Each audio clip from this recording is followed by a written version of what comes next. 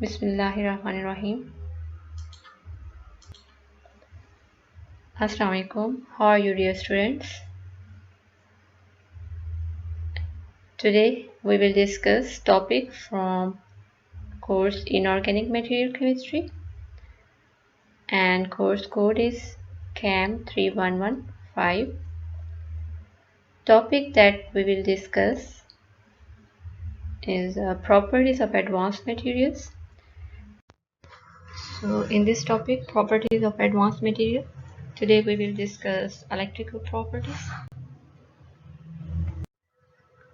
In previous lecture, we discussed electrical properties of advanced materials, and in electrical properties we discussed mainly the types of materials on the basis of electrical conductivity. So these types include conductors, and conductors can be mainly of two types, that could be metallic conductors and electrolytic conductors. Other types that we discussed that it was insulators and semiconductors. So we discussed our topic in previous topic. We discussed conductors, metallic conductors, electrolytic conductors, and insulators. And next we discuss about as we talk about electrical properties, then it is mainly related to the electrical conductivity. So we discuss about electrical conductivity. Then we differentiate between conductivity and resistivity. That what is conductivity? It is the conductivity is a measure of how easily electricity can flow, and electrical resistivity measures how much a material resists the flow of electricity. Then we discuss its equations, and how we discuss its relation of resistivity and conductivity. And we say that if conductivity is low, so resistivity will be high, and we can say that conductivity and resistivity are inversely proportional to each other. So next we talk about electrical properties of materials are based upon types, and we can include this in conductors, which can include conductors, and in semiconductors or insulators. So first we talk about conductors. Conductors are solid which allow the passage of electric current. These are conductors, and electrolytic conductors are those which allow the electricity to pass through them by undergoing chemical change. So in conductors, we also take the example of metallic conductors. So metallic conductors are those which allow the electricity to pass through them without undergoing any chemical change. But the electrolytic conductors that can allow the electricity to pass through them by undergoing chemical change. Then we discussed about insulators, and we said that the solids which do not allow the electricity to pass through them are called insulators. And later we also talk about that what is the values for low conductance or low conductivity. Then we discussed about semiconductors. So solids whose conductivity lies between those of typical metallic conductors and insulators are called semiconductors. So examples of our semiconductors are germanium and silicon. Then we discussed about electrical conduction and band gaps, and we discussed that there are three types of band, that is core band, valence band, and conduction band. And then we discussed about valence band mechanism of electrical conduction through valence band and conduction band.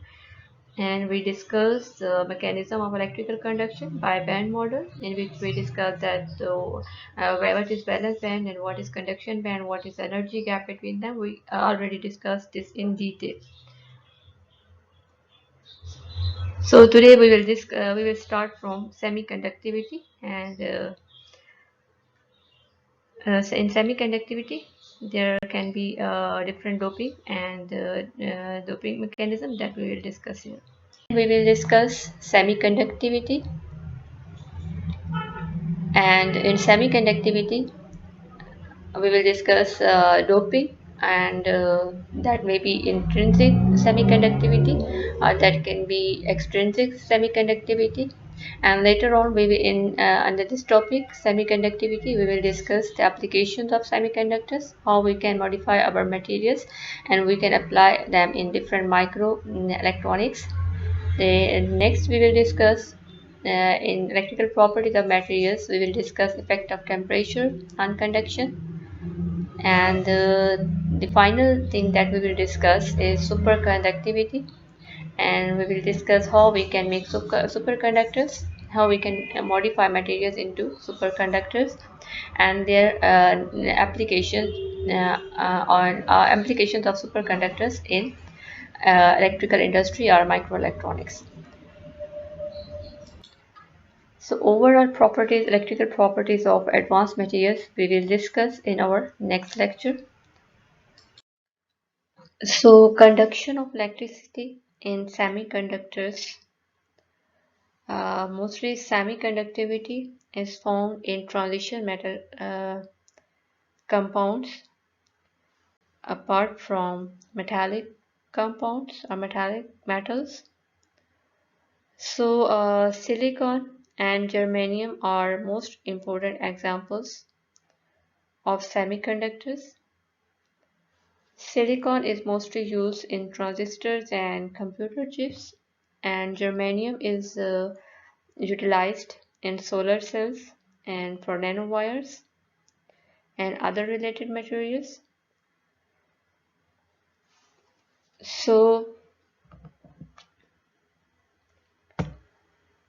conductivities for semiconductors, these semiconductors are very low for practical applications, and mostly they behave as insulator because their conductivity is very low.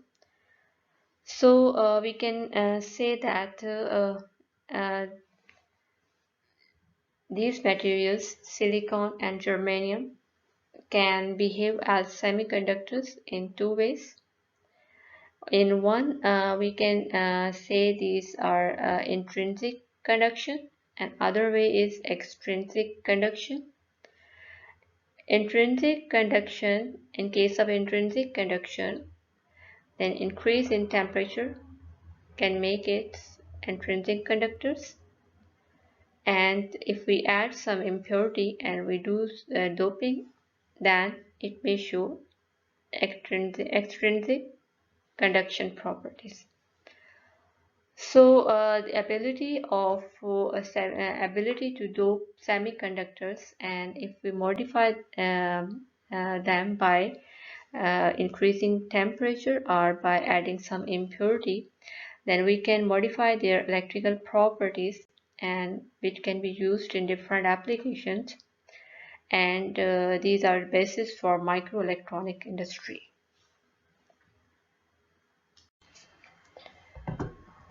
As we discussed that intrinsic conduction is due to increase in temperature. Here we can see that this is a network of pure silicon, and if we want to increase its conductivity, we want to make it good conductors, then we will increase its temperature. And by increasing temperature, bonds will be unstable, and here bond will break. So when bond will break, the hole will produce here, and electrons, these holes, positive ions, will start to move in this direction, and electrons will start to move in opposite direction.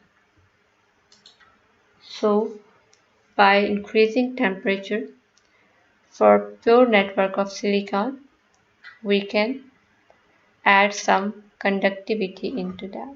But in case of intrinsic conduction, this is very low for practical applications,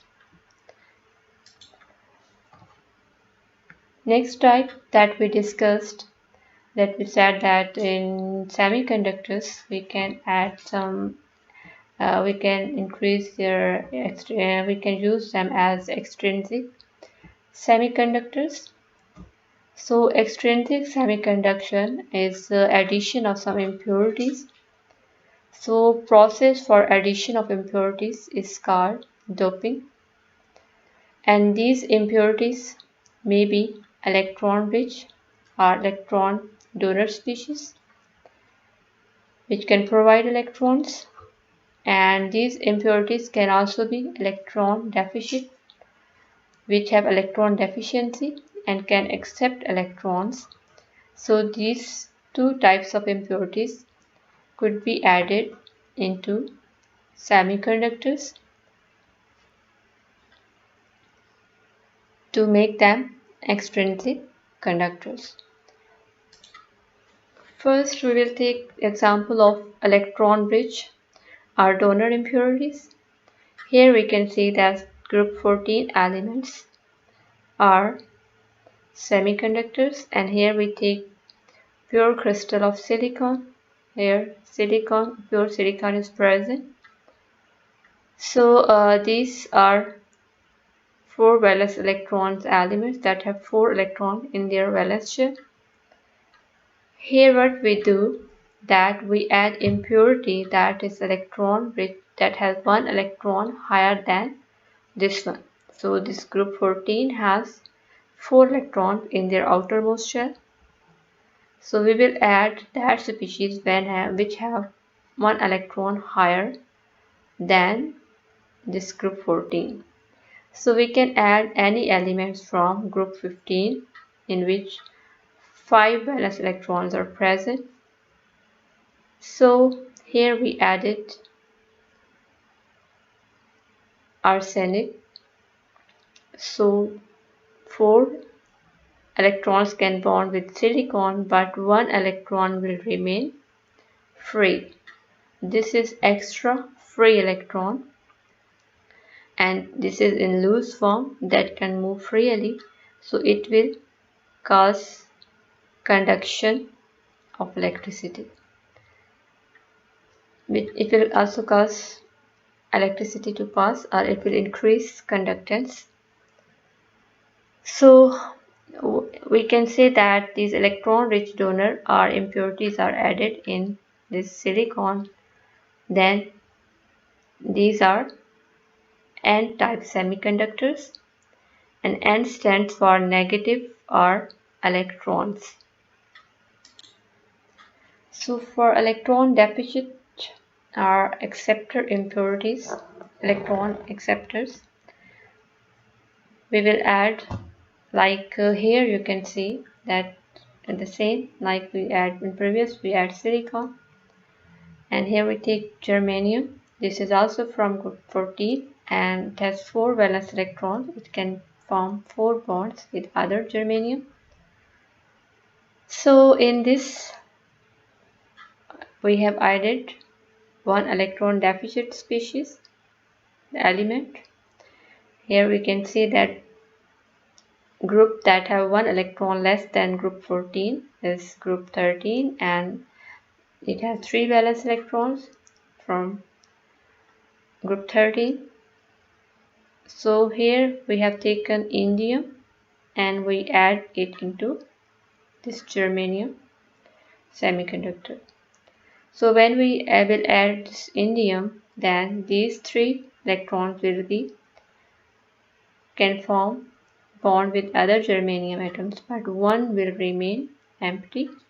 So here positive ion, that is known as hole, will produce.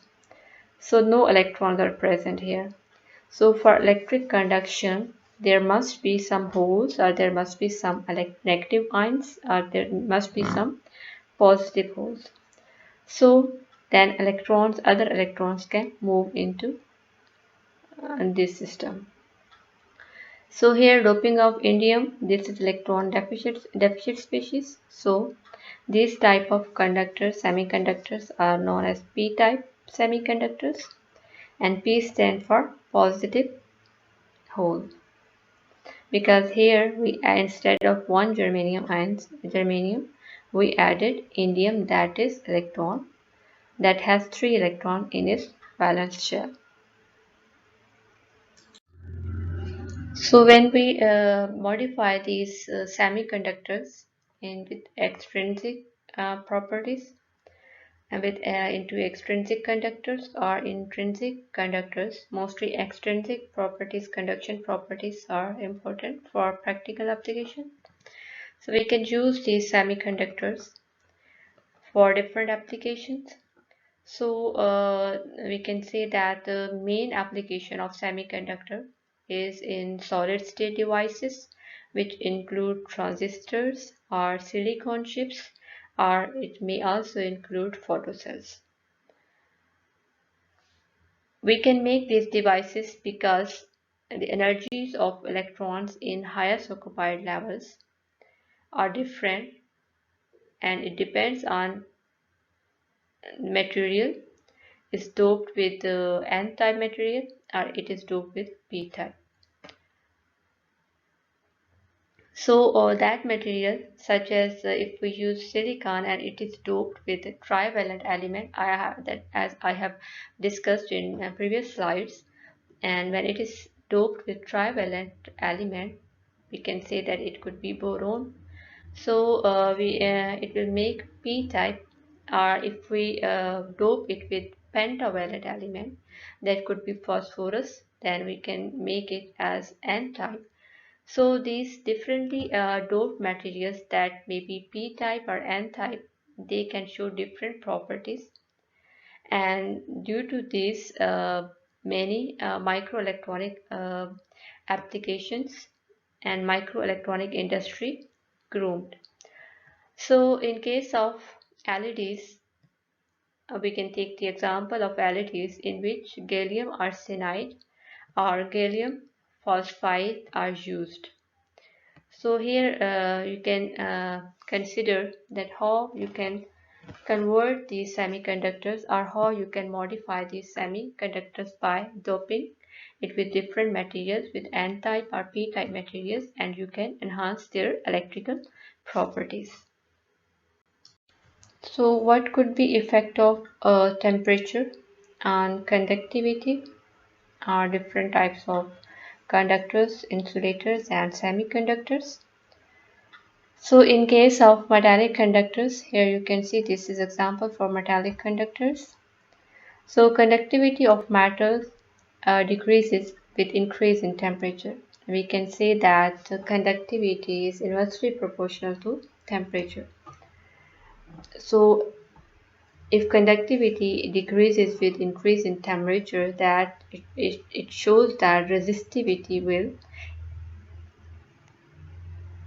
be opposite.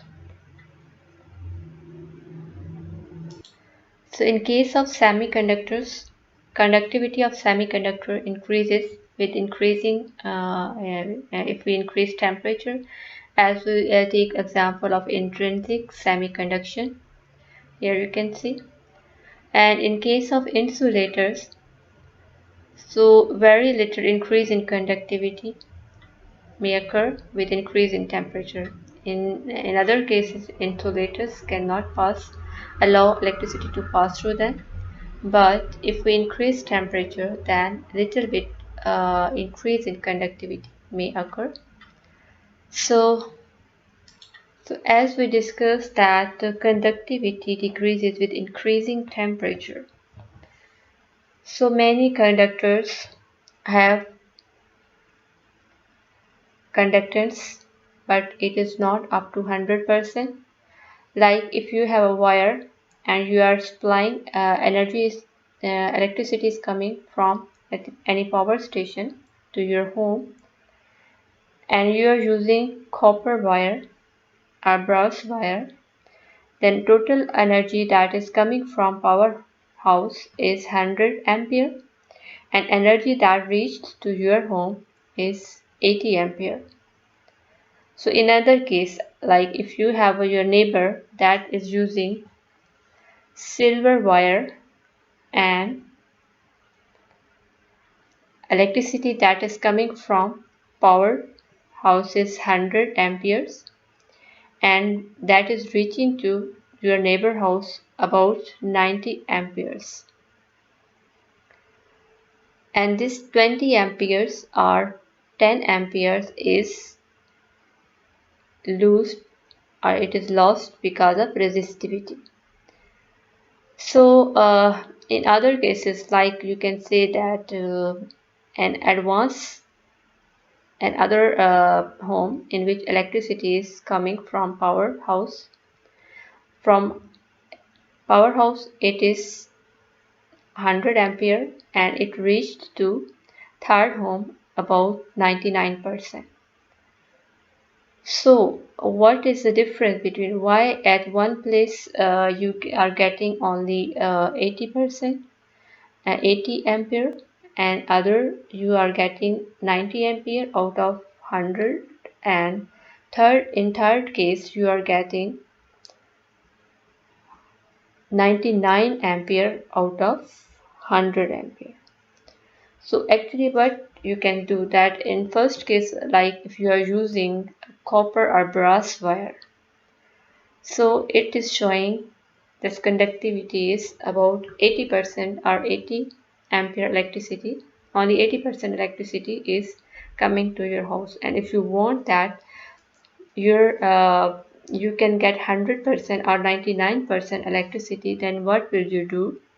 That you will take that brass or copper wire and you will decrease its temperature. You will lower the temperature at that range at which its resistivity will be 0 and conductance will be 100% or 99%. So these kind of materials which can conduct 100% electricity are called superconductors. So some metals lose their resistivity completely, and at low temperatures, like it could be above 0 Kelvin. So at that temperature, if metals lose their resistivity and they are completely conductive, then this phenomena is called superconductivity, and that materials are known as superconductors. So the temperature at which that resistivity vanishes, that is known as critical transition temperature. You can say that temperature at which resistivity is 0 and conductance is higher, 100%, that temperature is called critical temperature. So many metals and some solid solution alloys that are mixture of two metals, and some ceramics or intermetallic compounds may be example of superconductivity. So other example of superconductivity are titanium, vanadium, zinc, tungsten, aluminium, mercury, and it could be mixture of niobium and titanium, or it could be mixture of lanthanum, strontium, and copper oxide, or copper nanotubes can also act as superconductors. So commercial applications for superconductors are superconducting magnets that are used for magnetic resonance imaging, that is known as MRI, or it could be used in NMR spectrophotometers. For above applications, conventional superconductors, like in which mixture of niobium and titanium are used, and from these materials coils of these niobium titanium are prepared, which can produce higher magnetic field. So these superconductors are not too expensive, easy to use, and in this no heat loss may occur when during current flow. So other applications of superconductors that are related to magnetic properties is development of squids, and squids are superconducting quantum interference devices that are used for the detection of minute magnetic field. Very small or minute magnetic field can be detected from these squids. So, which kind of material could be used for squids? These could be pure niobium or lead alloy with 10% gold or indium. So in this, we can use pure niobium, or we can use lead that is lead alloy that is in which 10% gold or indium is mixed. So in other applications, smaller and lighter engines, generators, and some transformers that are used for electricity are other applications of superconductivity. And for example, superconducting motors that are used for ships and turbines. So these all are applications of superconductors.